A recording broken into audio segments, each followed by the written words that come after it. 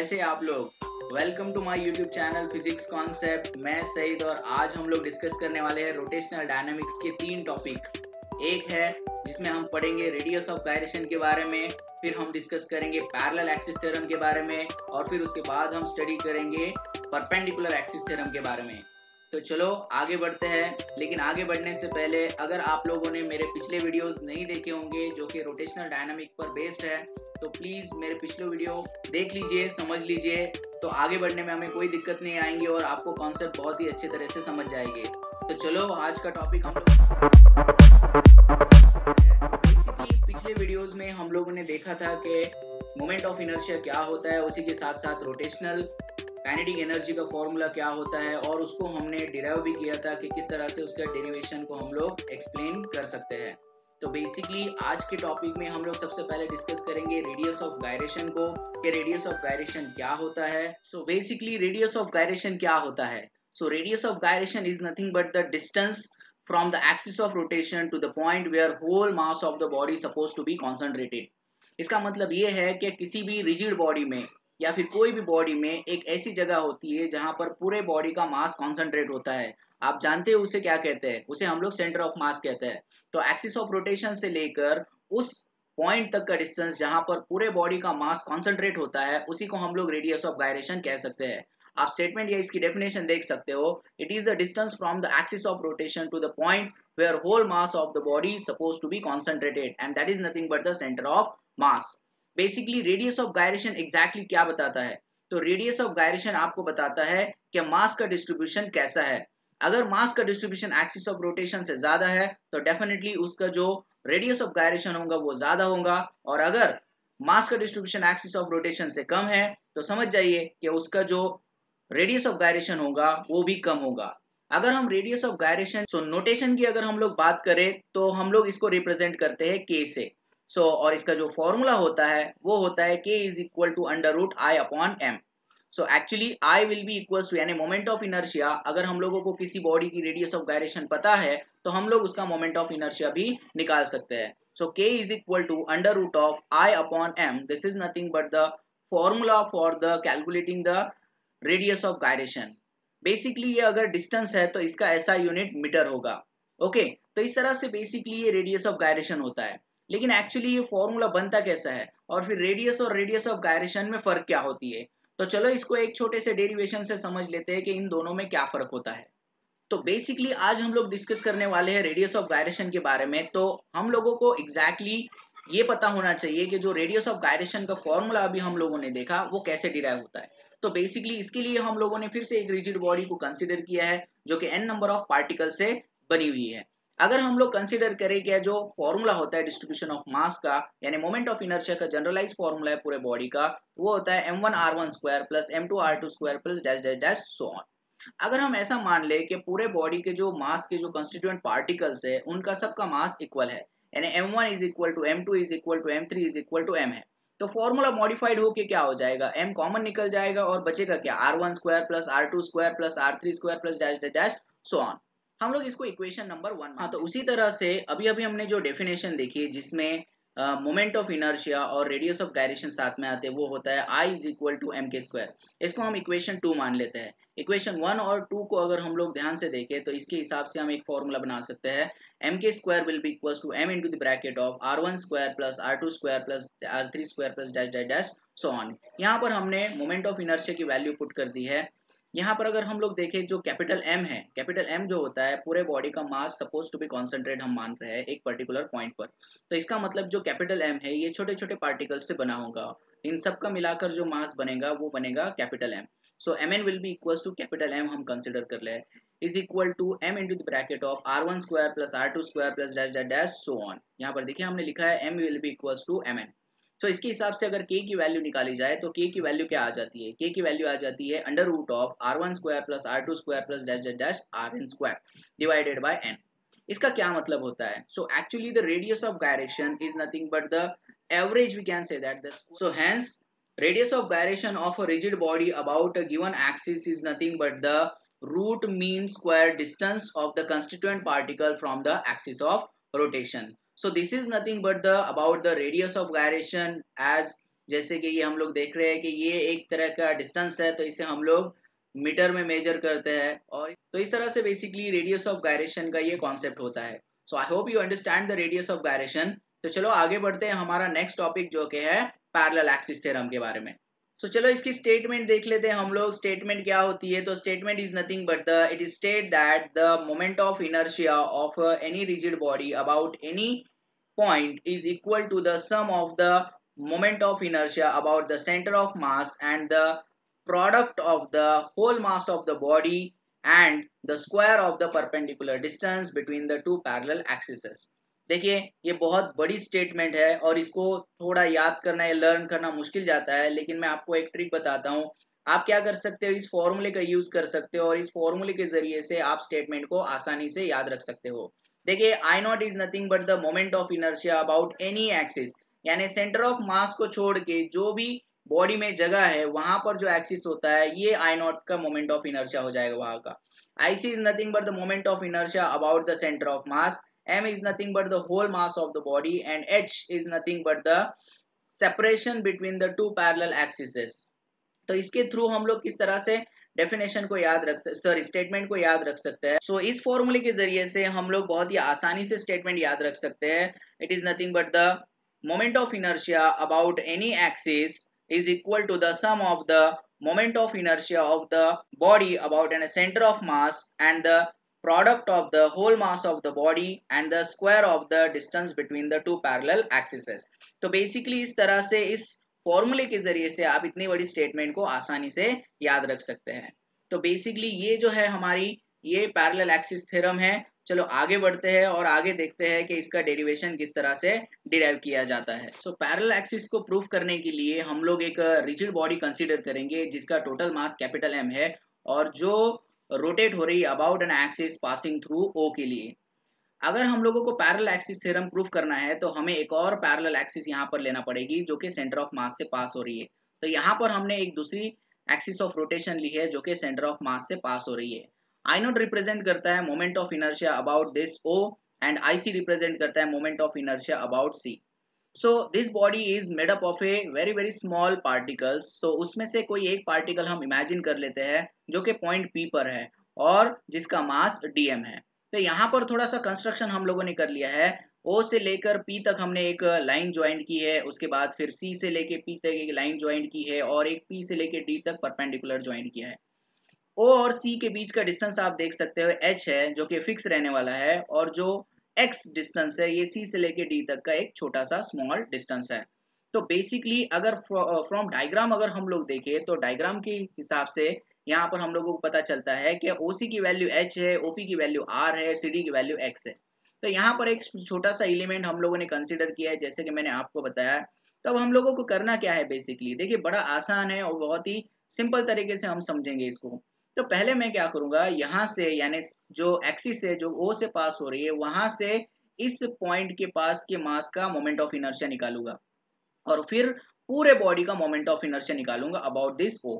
फिर हम लोग क्या करेंगे, यहां से मोमेंट ऑफ इनर्शिया निकालेंगे इस जो सी से पास हो रहा है एक्सिस, वहां से मोमेंट ऑफ इनर्शिया निकालेंगे होल बॉडी का। So now we calculate the moment of inertia of an element first. So the moment of inertia of an element which is passing through the axis O will be equals to I naught will be equals to OP square dm. So I naught will be equals to R square dm। देखिए moment of inertia की definition आपको पता ही होंगी, क्या वो होता है are square M या फिर एम आर स्क्वायर होता है। सो यहाँ पर भी वही हो रहा है। ये ओपी जो है यहाँ से लेके यहाँ तक का डिस्टेंस है, मतलब एक्सिस ऑफ रोटेशन से लेके तो मास का जो डिस्टेंस होता है वो हम डिस्टेंस लेते हैं और मास लेते हैं। तो ओपी स्क्वायर डीएम ये हो गया यहाँ का मोमेंट ऑफ इनर्शिया, यानी अभी जो मोमेंट ऑफ इनर्शिया हमने निकाला है वो इस डीएम मास का निकाला है, सिर्फ डीएम मास का। अब हम लोग को क्या करना है, इसी एक्सिस के जरिए से या फिर इसी एक्सिस को कंसीडर करते हुए हमें पूरे बॉडी का मोमेंट ऑफ इनर्शिया निकालना है। तो पूरे बॉडी का मोमेंट ऑफ इनर्शिया निकालने के लिए हम लोग क्या करेंगे, इसी इक्वेशन को इंटीग्रेट कर देंगे। So what will get here, I not will be equals to integration of R square DM. इसको हम इक्वेशन 1 मान के चलते हैं। आगे बढ़ते हैं और देखते हैं। तो उसी तरह से बेसिकली हम लोग क्या कर सकते हैं, एक और एक्सिस जो कि हम लोगों ने पैरेलल एक्सिस बनाई है जो कि सेंटर ऑफ मास से पास हो रही है, उस एक्सिस को कंसीडर करके इस एलिमेंट का मोमेंट ऑफ इनर्शिया निकाल लेंगे और फिर इसी एक्सिस से पूरे बॉडी का मोमेंट ऑफ इनर्शिया निकाल लेंगे। तो अगर हम लोग सेंटर ऑफ मास से जो पास हो रही है उसको एक्सिस मानकर अगर हम लोग मोमेंट ऑफ इनर्शिया निकालते हैं होल बॉडी का, तो वो आ जाएगा IC will be equals to integration of the CP square DM। तो यहाँ से लेकर C से लेकर P तक का डिस्टेंस जो हो गया वो CP हो गया, और यहाँ पर जो है DM ये मास हो गया। तो इसी तरह से पूरे बॉडी का भी moment of inertia about the C हम लोग निकाल सकते हैं। अब आगे बढ़ते हैं हम लोग, और बहुत ही आसानी से हम लोग अब इसको डिराइव कर लेंगे। जरा ध्यान से देखना सिर्फ स्टेप्स को। नाउ कंसीडर है ना ट्रायंगल ओपीडी। अभी आपको ट्रायंगल ओपीडी दिखाई दे रहा है, ये ओपीडी, ये बड़ा वाला जो ट्रायंगल है, इस ट्रायंगल की तरफ आपको ध्यान देना है। यहाँ पर हम पाइथागोरस थ्योरम यूज कर लेंगे।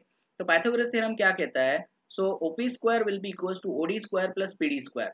OP square will be equals to, this is a hypo, so OP square will be equals to OD square plus PD square.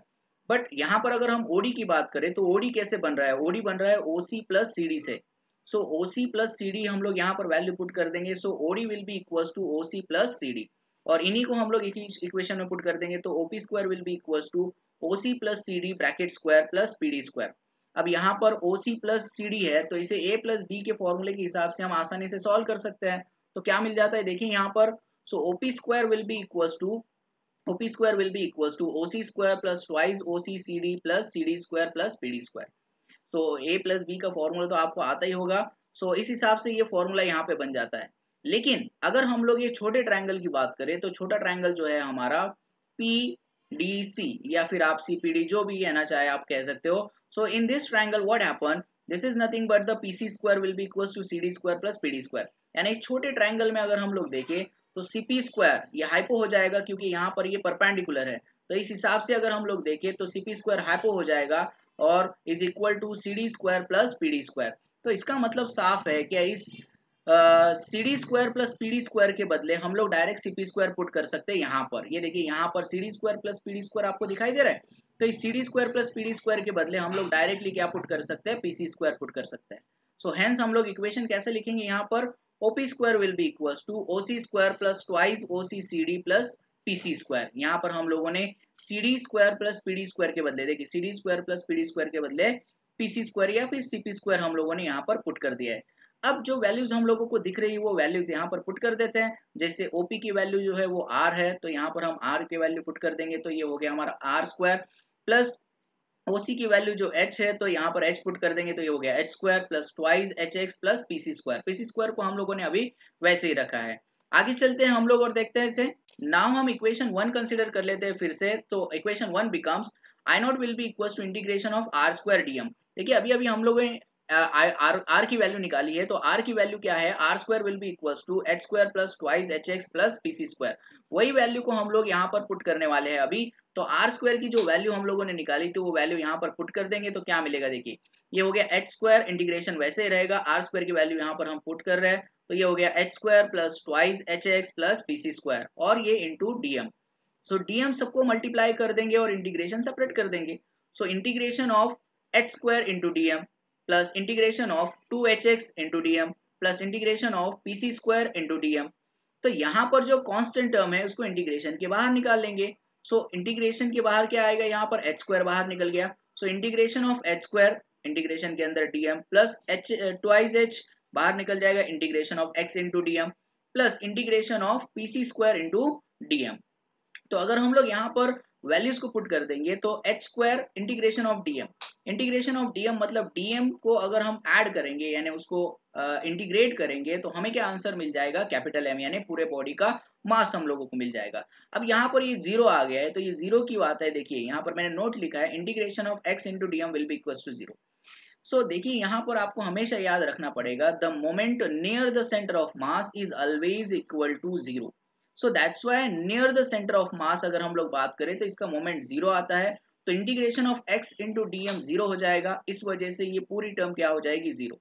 और integration of PC square DM हम जानते हैं, integration of PC square DM क्या है? It is nothing but the moment of inertia about the axis C।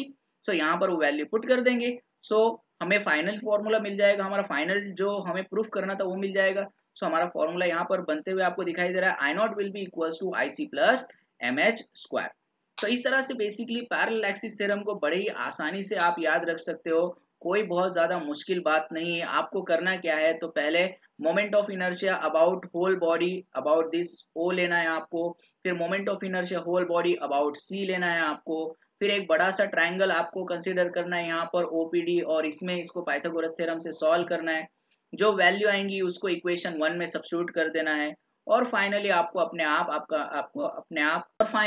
अपना answer मिल जाएगा। आपको सिर्फ याद रखना है, ये नोट बहुत इंपॉर्टेंट है, integration of x into D M will be equal to 0। इसका मतलब ये होता है कि जो मोमेंट होता है अबाउट सेंटर ऑफ मास, ये always 0 होता है। So don't forget to write in the examination. So I hope you understand this parallel axis theorem. Next, our perpendicular axis theorem. So let's we see that what is that perpendicular axis theorem and what is its statement and the derivation. So theorem of perpendicular axis को समझने से पहले हम लोगों को समझना होगा laminar body क्या होती है। Laminar body, the plane surface whose thickness is very small is called as a laminar body. कोई भी ऐसी बॉडी जो प्लेन सरफेस की हो और जिसकी थिकनेस बहुत छोटी हो, उसको हम लोग लैमिनार बॉडी कंसीडर कर सकते हैं। चलो अब देखते हैं स्टेटमेंट के बारे में। Theorem of perpendicular state that the moment of inertia of plane laminar body about an axis perpendicular to the plane is equal to the sum of the moment of inertia of two congruent axes which are laying in the same plane. Mathematically इसको denote किया जाता है Iz will be equals to Ix plus Iy से। अब इस statement का मतलब क्या होता है, मान लेते हैं ये एक प्लेन बॉडी है या प्लेन लैमिनार बॉडी है, और ये जो है एक जेड एक्सिस है यानी परपेंडिकुलर टू द प्लेन है। यहाँ का मोमेंट ऑफ इनर्शिया मान लेते हैं आई जेड है। तो इस स्टेटमेंट के हिसाब से moment of inertia about I Z will be equals to the sum of the moment of inertia of two congruent axises, यानी यहाँ पर एक एक्सिस है जो कि y एक्सिस होगा और यहाँ पर जो एक्सिस है वो z एक्सिस है, यानी यहाँ का जो मोमेंट ऑफ इनर्शिया होगा वो किसके बराबर होगा, तो ये sum of the moment of inertia about the y axis and the moment of inertia about the x axis. तो इस तरह से बेसिकली तो जो z का मोमेंट ऑफ इनर्शिया होगा वो इक्वल होगा दोनों के सम से, यानी Ix प्लस Iy से। चलो अब हम लोग इसको प्रूफ कर लेते हैं। तो इसको प्रूफ करने के लिए हम लोगों के पास होनी चाहिए एक laminar body. So we have one of the laminar body, मान लेते हैं ये एक लैमिनार बॉडी है जिसकी थिकनेस बहुत छोटी है। Let Ix, Iy and Iz be the moment of inertia about the x, y and the z axises. तो हम लोगों को करना क्या है, तो हम लोगों को इसका मोमेंट ऑफ इनर्शिया या फिर इसका जो है थ्योरम प्रूफ करना है। तो इसका थ्योरम प्रूफ करने के लिए इमेजिन कीजिए इस पूरे बॉडी में एक छोटा सा पार्टिकल है जो कि P पॉइंट पर है और जिसका मास dm है। So again here we consider one of the small element of mass dm at a point P in xy plane. तो ये xy प्लेन में हम लोगों ने ये P पॉइंट को कंसिडर किया है जिसका मास dm है और वो xy प्लेन में है। Now we calculate the moment of inertia of an element about an OZ axis, यानी जो OZ एक्सिस है इसके अलाउंग हम लोग इसका मोमेंट ऑफ इनर्शिया निकाल लेंगे। So according to our formula moment of inertia क्या होता है, तो Iz will be equal to r square dm। देखिए O से लेकर इस dm का जो डिस्टेंस है वो r है और इसका मास m है। तो ये हो गया moment of inertia of the element. तो moment of inertia of whole body क्या होगा, तो आप जानते ही है, इसे हम लोग इंटीग्रेट कर देंगे। तो Iz will be equal to integration of the r square dm। अब यहाँ पर देखिए हम लोगों ने क्या किया है, यहाँ से डीएम से यानी पी पॉइंट से दो परपेंडिकुलर ड्रॉ किए हैं, एक वाई एक्सिस पे परपेंडिकुलर हमने ड्रॉ किया और एक एन एक्सिस पे परपेंडिकुलर ड्रॉ किया है। तो ये एक ट्रायंगल हमारे पास बन जाता है और ये एक ट्रायंगल हमारे पास बन जाता है। तो इनमें से एक ट्रायंगल हम लोग यूज कर लेते हैं। So in triangle M O P की अगर हम बात करें, ये देखिए M O P, this is M O P, ये ट्रायंगल की हम बात कर रहे हैं। तो इस ट्रायंगल ये परपेंडिकुलर हो गया तो यहाँ पर भी हम पाइथागोरस थ्योरम यूज कर सकते हैं। So OP square will be equals to OP square, देखिए ये हाइपो हो जाएगा, OP square will be equals to MP square plus O M square. यहाँ पर देखिए ओपी की वैल्यू कितनी है, ओपी की वैल्यू आर है, एमपी की वैल्यू एक्स है। देखिए ये एमपी है तो ये वैल्यू क्या है, दिस विल बी एक्स। तो अगर ये एक्स है तो ये भी एक्स होगा और ये वाई है तो ये भी वाई होगा। तो mp will be equals to x and om will be equals to y. Hence equation क्या बन जाएगा, तो r square will be equals to x square plus y square। बस हो गया अभी क्या so now equation 1 becomes iz will be equals to r square dm, और r square की वैल्यू हम लोग पहले निकाल चुके हैं तो वो क्या है x square plus y square into dm। iz will be equals to integration of the x square dm plus integration of the y square dm। यहाँ पर हम लोगों ने क्या किया, इंटीग्रेशन को सेपरेट कर लिया और dm को सबसे मल्टीप्लाई कर लिया एक एक सेपरेट करके। तो यहाँ पर हम लोगों को मिल जाएगा integration of X square D M. लेकिन integration of X square D M क्या है? तो integration of X square D M अगर बात करें तो ये आई वाई है, यानी moment of inertia about the Y axis. देखिए ये जो है हमारा वाई एक्सिस है और यहाँ से लेके यहाँ तक का जो डिस्टेंस है वो एक्स है। इसका मतलब डिस्टेंस हो गया एक्स और मास हो गया डीएम। इसलिए अलोंग द वाई एक्सिस अगर देखें हम लोग तो अलोंग द वाई एक्सिस जो मोमेंट ऑफ इनर्शिया आता है वो आता है integration of X square DM. उसी तरह से moment of inertia about x axis, यानी एक्स से अगर हम लोग डिस्टेंस ले तो एक्स से लेकर डीएम का डिस्टेंस वाई हो जाता है। इस वजह से integration of Y square DM is nothing but the moment of inertia of integration of y square dm is nothing but the moment of inertia about x axis। so इस तरह से अगर हम लोग देखें तो iz will be equals to integration of x square dm plus integration of y square dm होता है। लेकिन integration of x square dm क्या होता है? तो integration of x square dm is iy और integration of y square dm is nothing but the ix। तो यहाँ पर हम लोग इस वैल्यू को अगर पुट कर दे तो क्या मिलता है? देखिए iz will be equals to integration of x square dm, तो ये हो गया हमारा iy और integration of y square DM ये हो गया हमारा ix। सो हेंस यही तो हम लोगों को प्रूफ करना था। सो बेसिकली इस तरह से हम लोग थ्योरम ऑफ परपेंडिकुलर एक्सिस को आसानी से प्रूफ कर सकते हैं। आई होप आपको दोनों डेरिवेशन अच्छे से समझ में आए होंगे, दोनों थ्योरम अच्छे से समझ में आए होंगे। अगर आपको समझ में आया हो तो please like my video, subscribe my channel and thank you for watching.